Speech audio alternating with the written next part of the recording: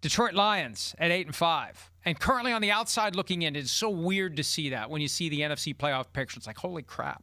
The Lions right now are not among the 7 best teams in the NFC. They're taking on one of the best teams in the NFC in the Los Angeles Rams. The Rams are favored by 5.5 with an over-under of 55.5. Matthew Stafford won the first meeting between the Rams and his former team. Jared Goff has won the last 2. And 55.5 would be the highest over-under of the season. The Rams clinch a playoff berth with a win.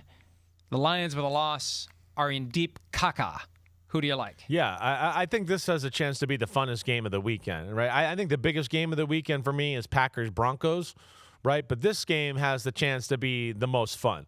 Out in L.A., we know the elements are going to be all good. They're inside, basically. You know what I mean, right? All of that.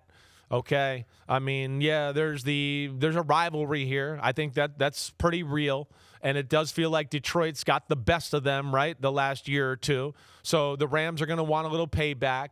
I just look at the Rams right now, and I know they lost 2 weeks ago against Carolina, but I think they're playing pretty damn good football on both sides of the ball, right? They had incredible balance, and I think they can put the Detroit Lions in some uncomfortable positions as far as their defense is concerned.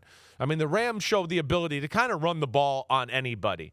And then Detroit likes to play man-to-man, and they don't want people to run on them. But, man, you got to be careful about playing too much man-to-man against the Rams and McVay and Stafford and those receivers. That could get scary in a hurry.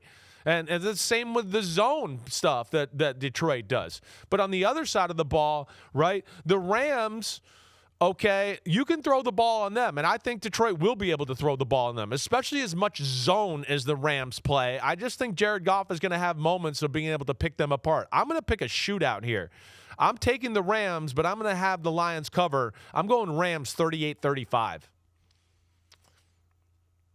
Oh, we were close. We were close. I mean, the same concept. I got 30-27 Rams. The Lions were encouraging last Thursday night.